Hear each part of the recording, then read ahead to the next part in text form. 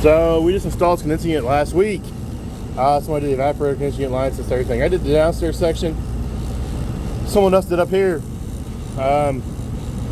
He said he put times in the defrost clock. Yeah, he put 2 half-hour defrost.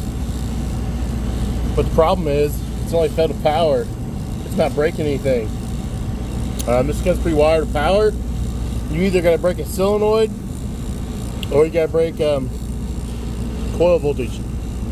So I'm gonna go ahead and break coil voltage on this one, so the compressor, this unit will shut off, and the fans will defrost the coil down below. But you gotta pay attention, guys. Real easy to miss.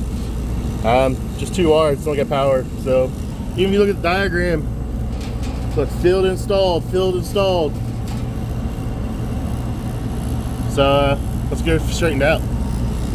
This is real simple to do. If you look at your diagram, 1 to 4, we're gonna break that circuit.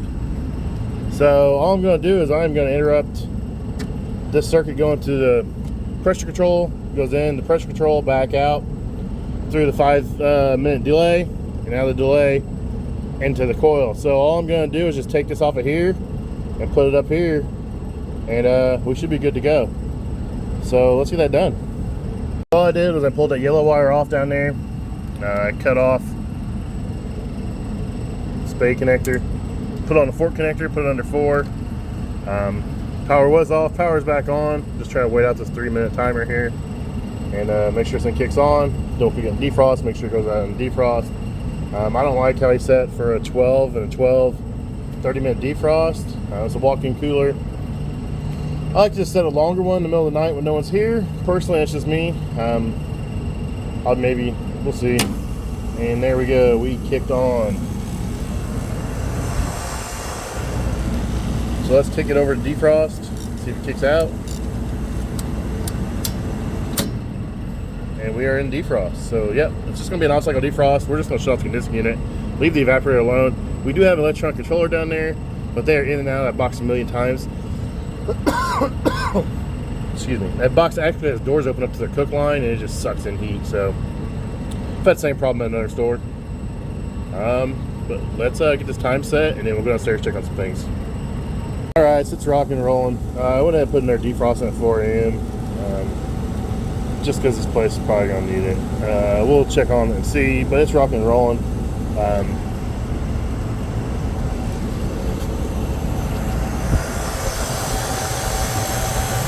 Sight glass, both fans are running, everything sounds good. So I'm gonna go downstairs and check on the stuff downstairs. All right, here's inside the box. The evaporator's clear.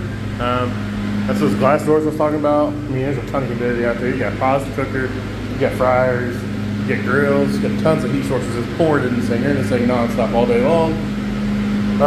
Here's that big 9-foot door. The guy just did some defrost or wired the defrost. It happens. Lesson learned. I'll make sure he does it next time, and you know, we'll go from there. But superheats 10 degrees, so we're rocking and rolling there. It's not an issue there.